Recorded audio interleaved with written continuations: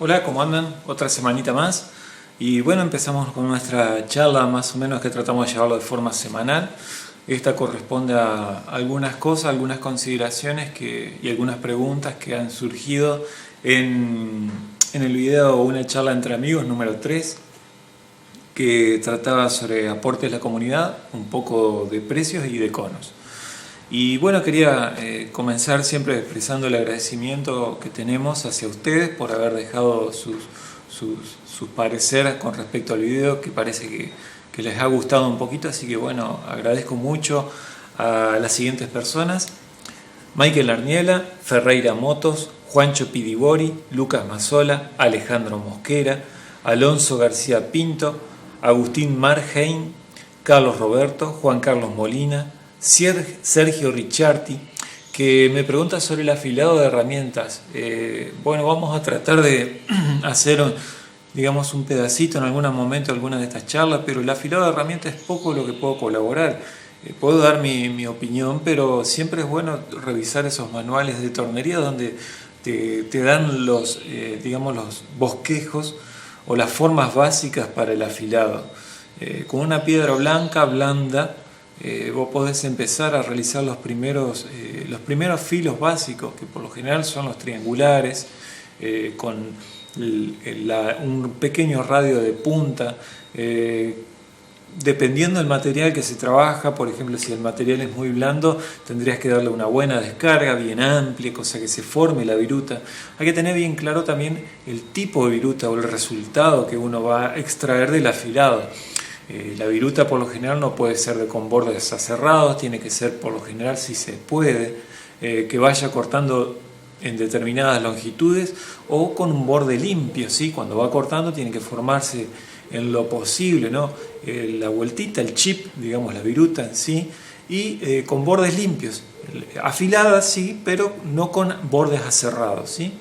Bueno, vamos a tratar un poquito el tema, ¿sí? Veo que hay muchas dudas con respecto a eso, sobre el tema de afilado de mechas también, que es sencillo, no es algo muy, digamos, muy difícil de aprender, es práctica nomás, es práctica, ir al material, ver cómo perfora, ver cómo corta y modificar los valores. Pero vamos a hacernos un tiempito, quizás la semana que viene vamos a directamente a encarar el tema de cajón y de esa forma ver algunos principios básicos, algunas formas básicas de afilado. Gracias, Sergio. Sydney Electrónica, Héctor Sansi, bueno, que da un pedido de saludo. Bueno, Héctor. Xavier 69, la que te crujió, Sonia 8, Juan Flores, Tomás Barrientos también me pregunta sobre la opinión sobre la soldadura por fricción. Bueno, la soldadura por fricción es muy útil, muy importante, sobre todo para unir distintos tipos de metales que no tienen las mismas propiedades, por ejemplo el aluminio con el cobre o el cobre con el acero. Pero en el torno no sé si realmente lo aconsejaría, debido a que el torno trabaja por una pieza que gira y la otra estacionaria. Se produce la pieza que está girando debe ser simétrica en lo posible. La que está estacionaria, la que por lo general agarran en la contrapunta a través de un mandril, no es necesario que sea simétrica, pero la que está girando, digamos, tiene que ser simétrica, sobre todo concéntrica, eso quiero decir.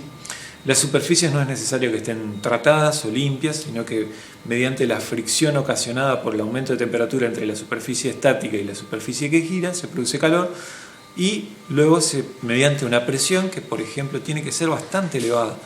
Para un pedacito de 25 milímetros, un trafilado de 25 milímetros se necesitan 1200 kilos. O sea, yo no sé si no hemos empleado ese método dentro del taller, pero me parece muy agresiva la fuerza que hay que hacerle en el torno. La soldadura por fricción, vienen máquinas similares a tornos que emplean ese sistema, ¿sí? Pero se necesita una gran aceleración, ¿sí? Con un detenimiento, digamos, la parte que gira debe detenerse en un momento determinado, unos 2 o 3 segundos antes que alcance cierta temperatura, y así se produce la soldadura. ¿Qué es lo que tiene de ventaja? Bueno, que justamente se produce una buena soldadura que no está afectada por el error humano. El error humano a veces cuando uno suelda con, por ejemplo, la soldadura TIG, se producen a veces inclusiones, zonas duras, partes, digamos, irregulares dentro de la soldadura. En el caso de la soldadura por fricción no, porque justamente se aprietan dos soldaduras, se homogeniza toda la zona de soldadura y te da la posibilidad de prender o de soldar dos materiales distintos, como habíamos dicho. Pero el tema sí, no, yo la verdad que no lo aconsejaría emplear un torno, sobre todo tornos con desgaste, tornos un poquito antiguos, debido a que justamente uno fuerza mucho la velocidad, tiene que ser una velocidad muy alta de giro para que se produzca la temperatura necesaria y encima hay que darle presión con la contrapunta y la contrapunta no es un elemento al cual puede someterse mucha fuerza, sino que uno está forzando más allá de los límites para los cuales fue concebida la contrapunta dentro de un torno, ¿sí? Es mi opinión. Yo no lo aconsejaría, digamos, emplear el torno para esos fines. Hay gente que lo hace y le funciona. Yo no, la verdad que no hemos usado, es aconsejable para obtener, por ejemplo, piezas homogéneas, como si fueran forjadas enteras, empleando ese método de soldadura, pero realmente no utilizaría, yo personalmente no utilizaría ninguno de los tornos que tengo para realizar ese tipo de soldadura. Sí te lo aconsejo, Tomás, el emplear como método de soldadura o de unión es muy bueno. Ahora el torno no lo aconsejo. Muchas gracias igual por dejar tu opinión. Seguimos con los saluditos. Ha aparecido Joao Cedrán, Víctor Giorgente, AGS Herrería, me pregunta sobre el cubrebancadas. Bueno, yo te mandé un vinculito ahí de Mercado Libre. También figura otra empresa, Máquinas e Insumos, son cubrebancadas que vienen de distintos diseños. Me anda muy bien y no son muy digamos, excesivamente caros. Parece que son caros, pero realmente tienen una durabilidad muy grande, resisten bastante las virutas calientes, en la fresadora realmente es muy bueno emplearla y en el torno te protege mucho la bancada, sobre todo cuando hay desprendimiento de basura o de pintura o de óxido inclusive, que es lo que perjudica la bancada. Te lo aconsejo y ojalá que puedas adquirirlo y creo que te había dejado unos vínculos ahí para que puedas averiguar por tu cuenta. Walter Lerete me pregunta sobre la regla digital. Ojalá algún día tuviera una regla digital. Sí, conozco muchos colegas que cuentan con regla digital, entornos mucho más modernos que los que tenemos acá, obviamente, y les alivia mucho el trabajo, así que si tenés la posibilidad de acceder a una regla digital, estaría muy bueno. Y en la fresadora es algo que es una herramienta que te agiliza muchísimo el trabajo. Tienen sus distintos modelos, sus distintos precios y también depende los ejes que quieras indicar o visualizar, digamos. Pero mi opinión es muy pobre porque no he usado, no he tenido tampoco mucho contacto, salvo de verlo y digamos, decir qué linda herramienta, qué lindo accesorio, cómo te facilita muchas tareas. Ojalá que puedas adquirir una regla digital, estaría buenísimo y te va a aliviar mucho las tareas, sobre todo en tareas en serie. Como te mencionaba, conozco muchos colegas que cuentan con ese implemento y andan muy bien y realmente se ve que el trabajo les facilita mucho el trabajo, les alivia mucho el tema de medidas, de topes, de diámetros. Pero también va en la pericia que uno tenga en el uso del torno y en el complementar el uso del torno con el visualizador o regla digital. Marlon Quesada me dice del desorden. Bueno, está a la vista. No, sí, si bien hacemos un poco de orden dentro del taller, a veces se torna un poquito difícil, sobre todo cuando uno tiene un flujo constante de trabajo, de entradas, salidas. Por lo general tomamos el sábado para hacer un ordenamiento y una limpieza general, pero sí, se nota bastante y sí, es uno de los objetivos también del taller de ordenar un poquito el lugar de trabajo. Si bien el lugar de trabajo, las herramientas tienen un orden, no están tiradas, no nos gusta tener las herramientas tiradas ni sucias, pero sí es complicado a veces cuando uno tiene un movimiento lindo, digamos, un movimiento constante de trabajo. A veces se complica un poquito el tener, por ejemplo, los bancos de herramientas desocupados. A veces uno tiene que sacar cosas para colocarlas en el suelo, sobre soportes, etcétera, para encarar un nuevo trabajo. A veces se complica un poquito, sí, debo admitir que tenemos un poquito, sí, de desorden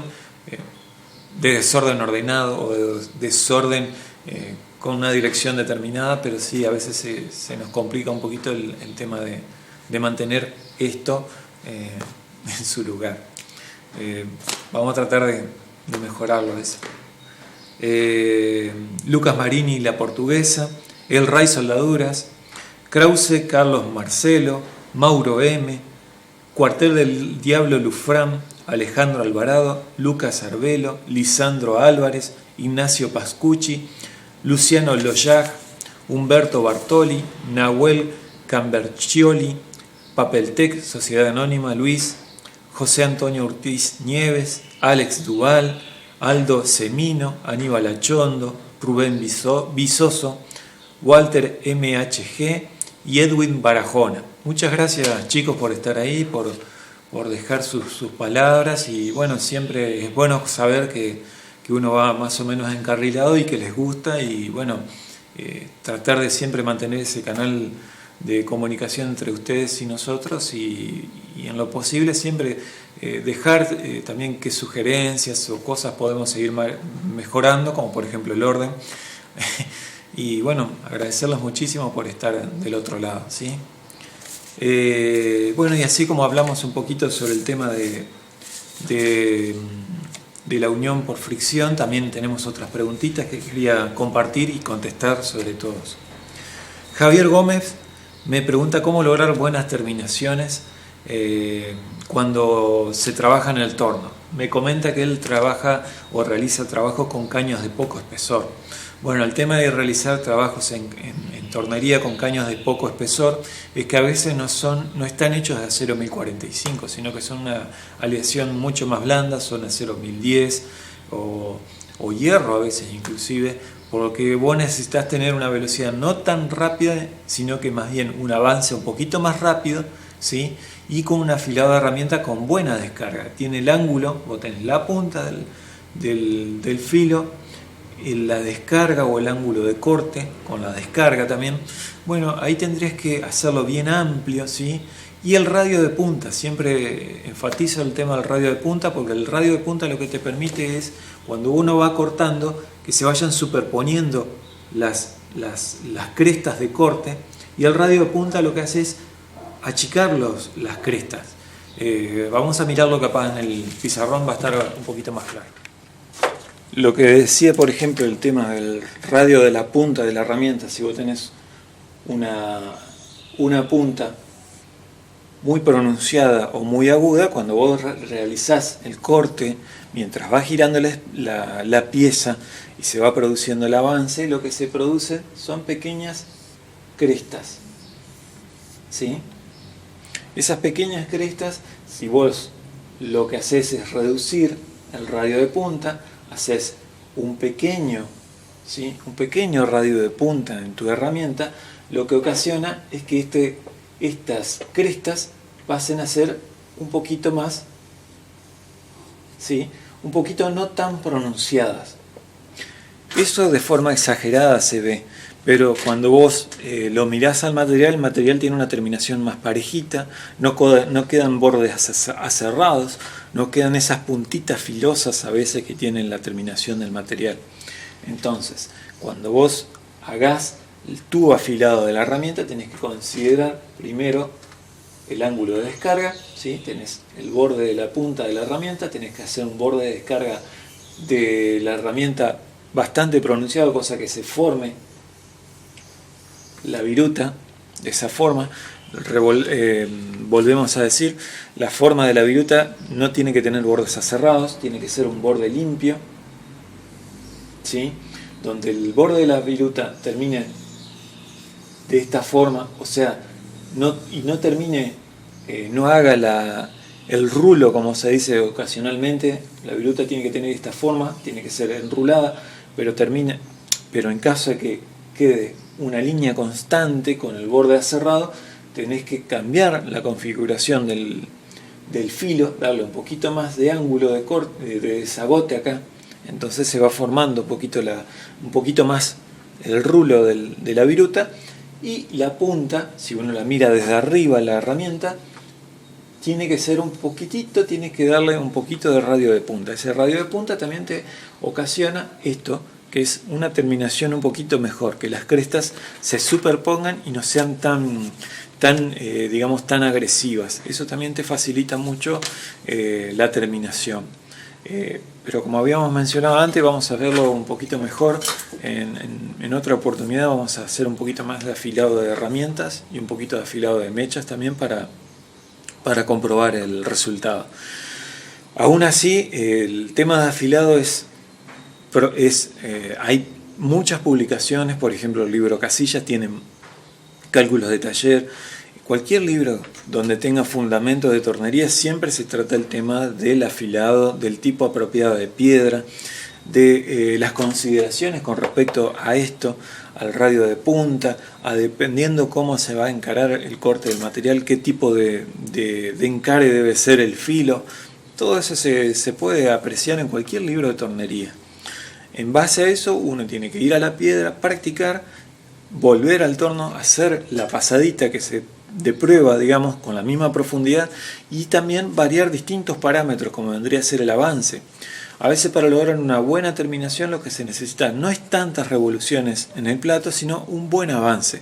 Se comienza con un avance lento y se va subiendo, y ahí se va viendo cómo va la superficie quedando. Ahora, depende del material también. Lo que es caños de pared fina, como les decía, el material es un poco más maleable, y hay a veces materiales que son muy blandos, por lo que se necesita una buena descarga del filo para que se produzca el corte y la formación de la viruta, ¿sí? La formación de la viruta es la facilidad con que se va desplazando el material con respecto al borde que lo rompe. Básicamente el filo lo que hace es empujar material, no cortar.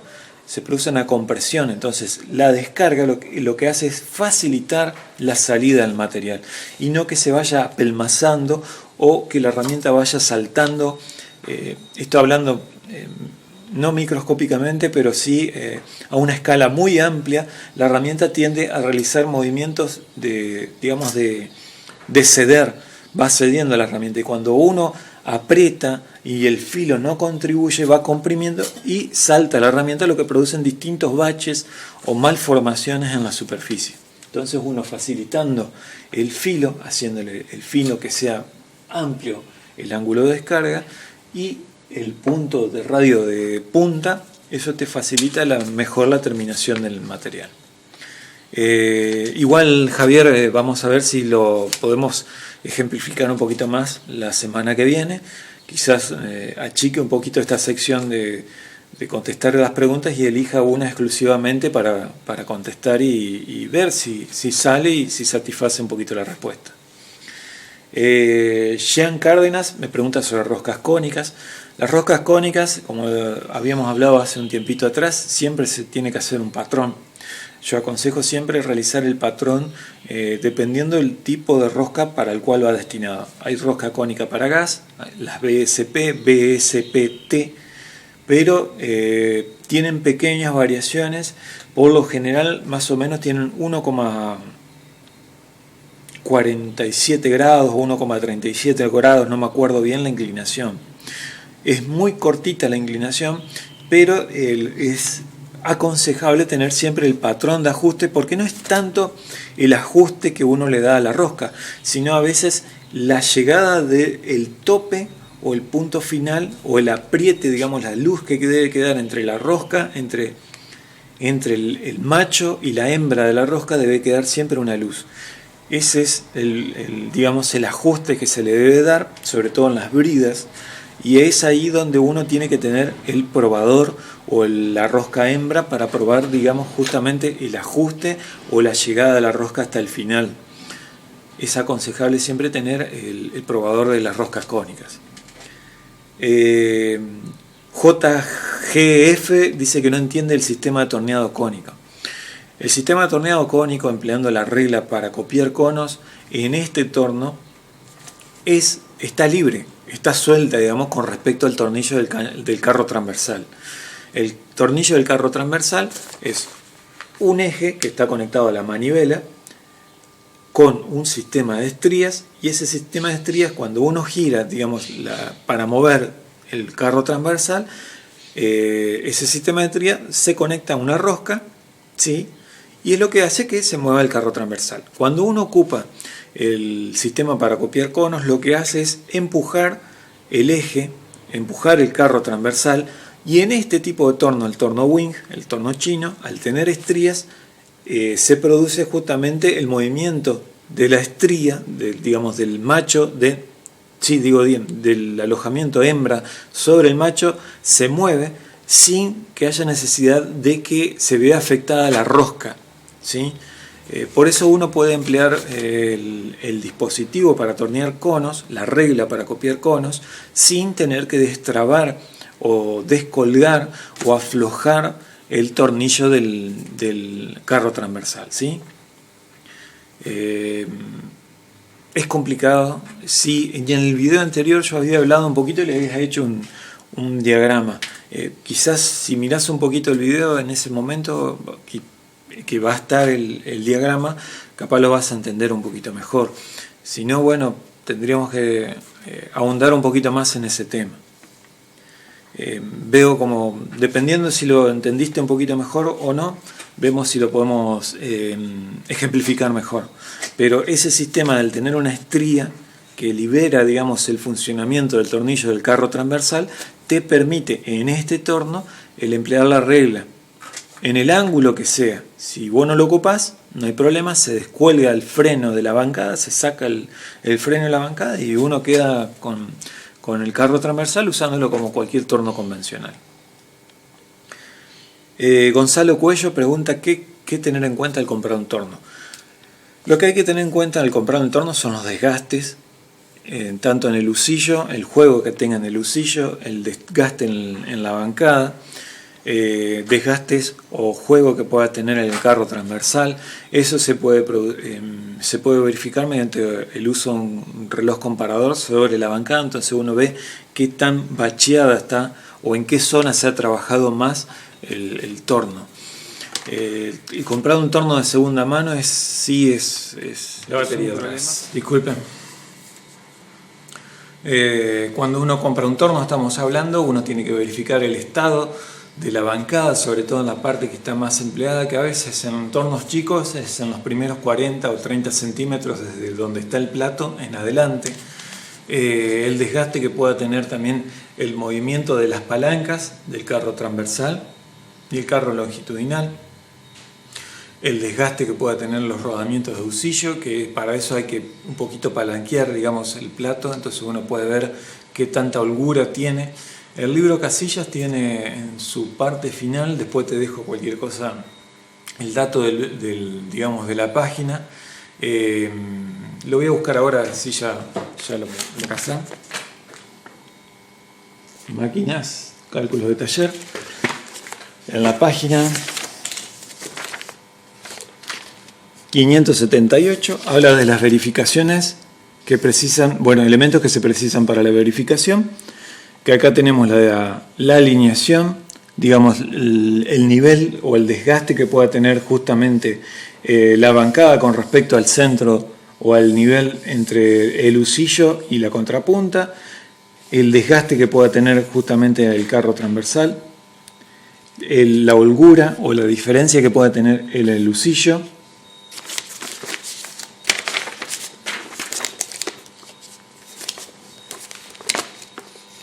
Acá tenemos también la holgura que pueda tener en el husillo, colgado en el husillo también.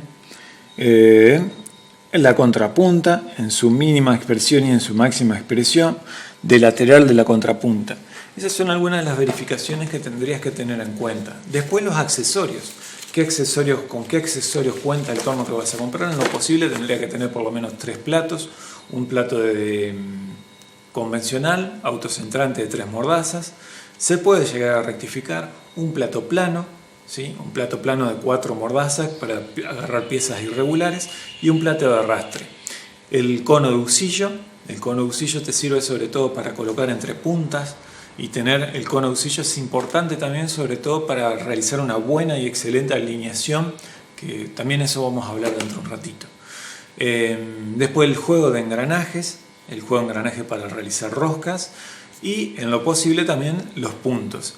Un punto fijo se podría decir, o un punto fijo digo bien, y un punto giratorio. Estaría bien considerar tener uno para el usillo y el otro para realizar trabajos en la contrapunta.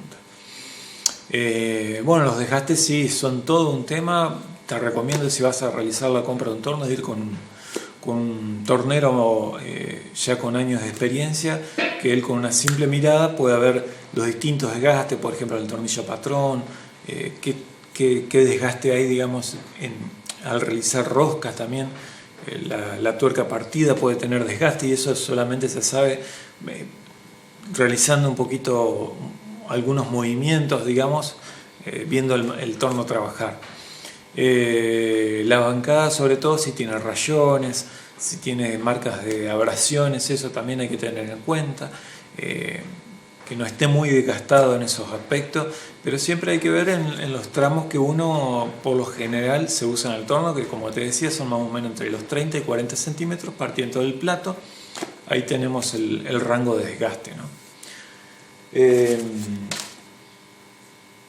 Bueno, Gonzalo, es quizás un poquito pobre lo que pude aportar a lo que vos preguntaste, pero bueno, cualquier cosa lo podemos seguir ampliando un poquito. Antonio Pedrosa me pregunta sobre las consideraciones sobre Charriot inclinado. Bueno, ese es un tema que figura también en el Casillas. Las consideraciones que podemos hacer sobre el Charriot o el método del torneado de precisión, vamos a tener que también hacer un videito sobre ese tema en específico, al igual que el afilado. Es sencillo, lo que se tiene que tener en cuenta es el paso de la rosca del Charriot, la cantidad de divisiones que tenga el nonio del Charriot, y si te da un ángulo muy grande, por ejemplo 5 grados, 6 grados, lo que se hace es multiplicar la cantidad de divisiones que tenga en el Charriot. Eso te da un número mayor que al ser, digamos, al dividir el paso dividido el número de divisiones, eso le aplicas el arco tangente, te da el ángulo. Ese ángulo te sirve solamente para realizar pasadas finas entre el orden entre las 3 centésimas y la 1 décima y media. Más de eso no te lo aconsejo usar porque justamente se traslada el error que uno pueda tener en el ángulo, en la colocación del ángulo. Pero es sencillo, figura en la página 628, si mal no recuerdo, 628, del libro Casillas, torneado de precisión. Ahí se da más o menos una aclaración, pero bueno, vamos a tratar de hacer un pequeño videito cuando podamos de esa consideración, o sea que está agregado en la lista, y los 3 temitas más o menos que preocupan un poquito a ustedes. J. Luis Espinosa G. pregunta: ¿qué es una tornería? Diferencia con lo que hacemos. Una tornería es un taller que está más equipado que nosotros, que puede encarar trabajos en la fresadora de una forma más sencilla y en el torno también de una forma más sencilla que lo que hacemos nosotros. Nosotros tratamos de realizar trabajos para cerraderos, ocasionalmente realizamos trabajo de tornería que nos lleva más tiempo porque justamente no tenemos todos los medios. Por ejemplo, la fresadora no contamos con cabezal vertical, por lo que se complica bastante al realizar cualquier tipo de fresado. Un taller de tornería aparte cuenta con herramientas acorde a tornería. En muchos casos yo tengo que pensar cómo tengo que encarar la pieza, si tengo que comprar una herramienta. Una tornería está habituado a realizar ese tipo de piezas que a mí se me complican. Entonces esa es la gran diferencia. Una tornería está preparado para aceptar cualquier tipo de pieza. En nuestro caso, no aceptamos todos los tipos de piezas porque no estamos preparados, y aparte porque tenemos muchos colegas que